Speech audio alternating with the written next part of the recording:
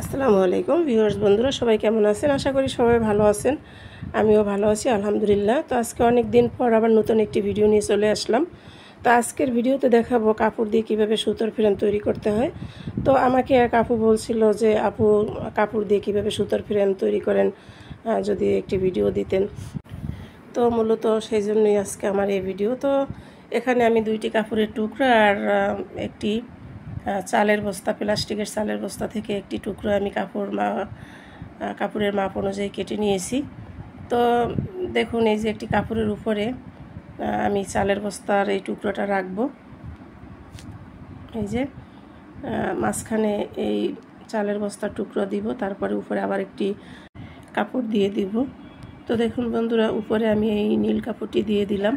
এই কাপড়টি উপরে দিয়ে তারপরে হাত দিয়ে সমান করে দুই দিকে এভাবে সেলাই দিয়ে নিতে হবে। দেখুন, দুই দিকে এভাবে সেলাই দিয়ে নিয়ে তারপরে আমি রাবার লাগাবো। তো এখন আমি সেলাই করব।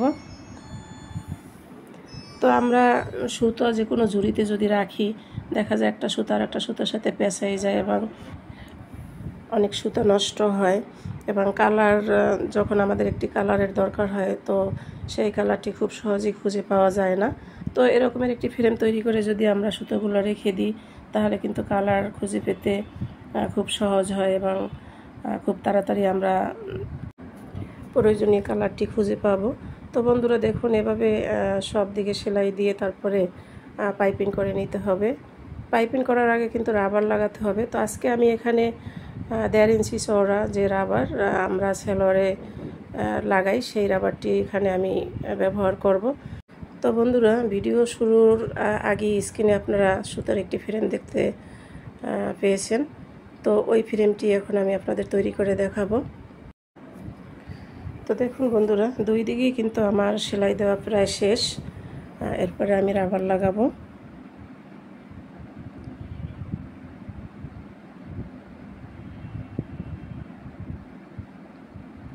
তো সব শেষে সাইডে এরকম একটি সেলাই দিয়ে আমি কাপড়গুলো সব এভাবে আটকিয়ে নিলাম। এখন এই যে পাশে বাড়তি কাপড়গুলো আছে, এগুলো আমি কেটে নিব।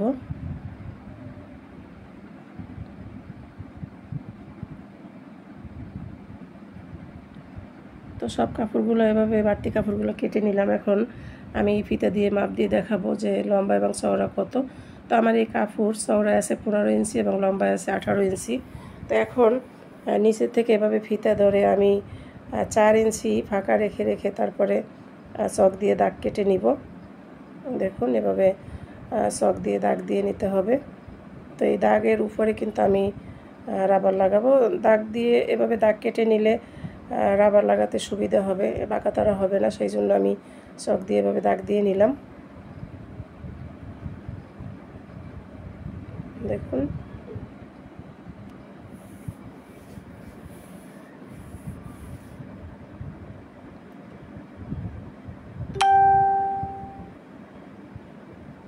তো এবং এই দাগের উপরে ঠিক 4 ইঞ্চি করে ফাঁকা রেখে আবার আমি দাগ দিব।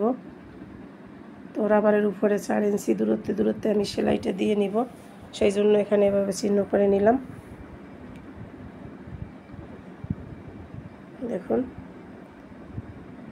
প্রত্যেকটা দাগের উপরে আমি আবার এভাবে চক দিয়ে চিহ্ন করে নিব।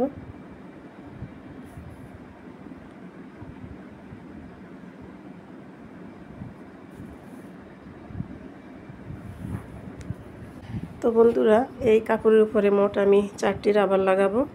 তো দেখুন, দাগ দেওয়া কমপ্লিট। এখন আমি রাবারগুলো এভাবে সেলাই করে যাব। ঠিক দাগের উপরে রাবারগুলো রেখে তারপরে কাপড়ের উপরে সেলাই দিয়ে যেতে হবে।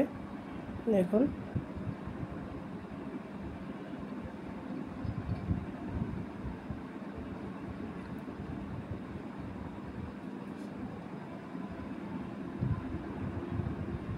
আমি কাপড়ের উপরে যে চক দিয়ে এভাবে চিহ্ন দিয়ে রেখেছিলাম, ঠিক সেই চিহ্নের উপরে রাবার রেখে তারপরে সেলাই করতে হবে।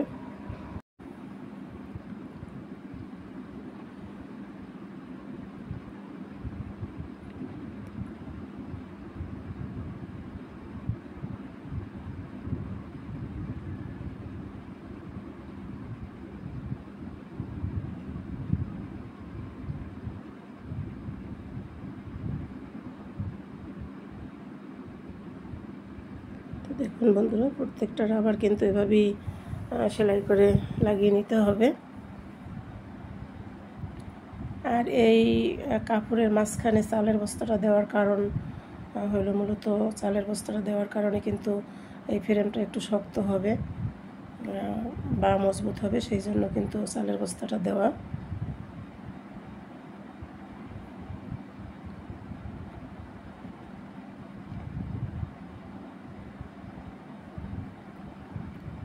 তো বন্ধুরা, আমার এই ভিডিওটি আপনাদের কেমন লাগলো অবশ্যই কমেন্ট করে জানাবেন। আর আমার ভিডিওতে যারা একেবারে নতুন এখনও সাবস্ক্রাইব করেন নাই, অবশ্যই সাবস্ক্রাইব করে আমার পাশে থাকবেন এবং বেল বাটনটি অন করে রাখবেন, যাতে আমি কোনো নতুন ভিডিও ছাড়লে সবার আগে আপনি পেয়ে যেতে পারেন, সেই জন্য। আর যারা অলরেডি সাবস্ক্রাইব করেছেন তাদেরকে অসংখ্য অসংখ্য ধন্যবাদ এবং লাইক কমেন্ট শেয়ার করবেন।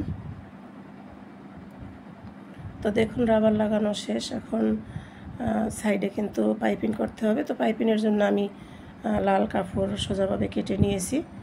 তো এই লাল কাপড় দিয়ে আমি পাইপিং করব। তো এখানে 2 টুকরা কাপড় আমি এভাবে কেটে নিয়েছি 1.5 ইঞ্চি চওড়া। তো এখন এই 2টা কাপড় আমি জোড়া দিয়ে নিব। দেখুন, এভাবে রেখে একটার উপরে আরেকটা রেখে সেলাই দিয়ে নিতে হবে। ঠিক এভাবে সেলাই দিয়ে নিতে হবে।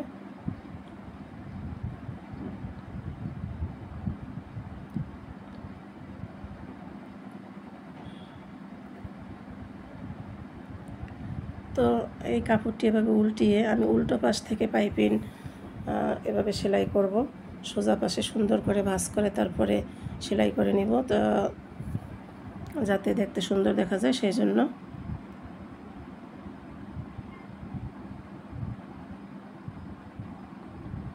দেখুন,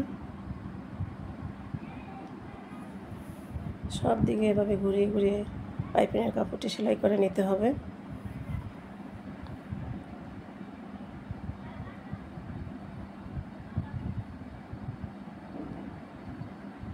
এরপরে এই সব জায়গায় কিন্তু এরকমের একটু কাট চিহ্ন দিয়ে নিলে কাপড়টি উল্টিয়ে যখন সেলাই করব তখন খুব ভালোভাবে সেলাই করা যাবে। তো দেখুন, এভাবে একটি ভাঁজ দিয়ে তারপরে সেলাই করে দিব।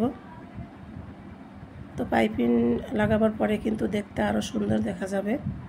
দেখুন, নীলের উপরে লাল, দেখতে কতটা সুন্দর দেখা যাচ্ছে। তো বন্ধুরা, আমাদের হাতের কাছে এরকমের অনেক জিনিস থাকে, অনেক টুকরো কাপড় পরে থাকে, যেগুলো দিয়ে আমরা চাইলে অনেক কিছু তৈরি করতে পারি। তো এরপরে নিচের সাইডে আমি আবার একটি লাল কাপড় দিয়ে এভাবে পাইপিং দিয়ে কমপ্লিট করে নিব। দেখুন,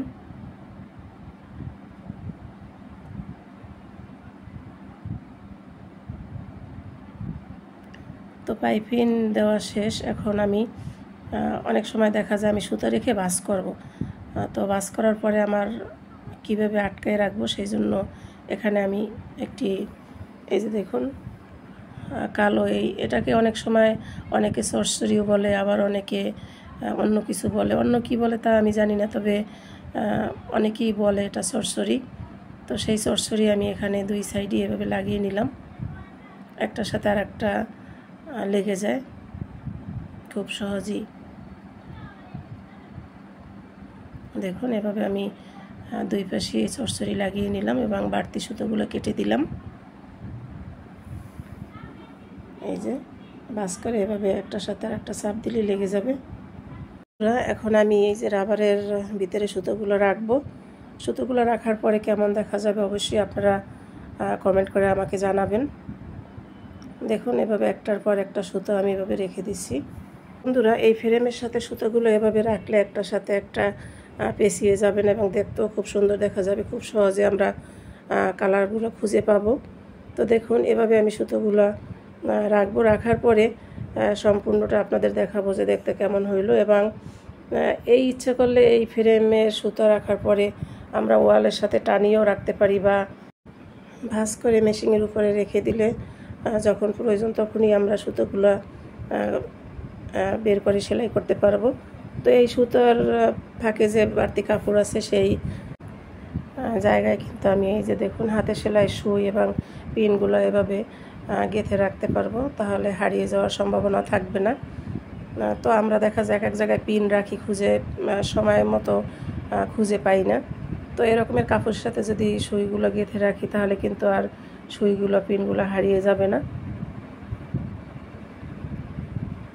তো বন্ধুরা, আমার এই ভিডিওটি আপনাদের কেমন লাগলো অবশ্যই কমেন্টস করে জানাবেন। আর আমার এই ভিডিওটি যদি আপনাদের একটু ভালো লেগে থাকে তাহলে লাইক কমেন্ট শেয়ার করবেন। তো দেখুন সম্পূর্ণ কাজ শেষ, সুতোগুলো রাখাও শেষ। সুতোগুলো রাখার পরে আমরা কিন্তু এভাবে টানিয়ে রাখতে পারি ওয়ালের সাথে। তো এখন দেখুন যে এই ফ্রেমটি আসলে কেমন হয়েছে সেটা আমি বলবো না, আপনারা কমেন্ট করে আমাকে জানাবেন। আবার কথা হবে অন্য কোনো ভিডিওতে। সেই পর্যন্ত আপনারা সবাই সুস্থ থাকবেন, ভালো থাকবেন। আল্লাহ হাফেজ। আসসালামু আলাইকুম রহমতুল্লাহ বারাকাতুহু।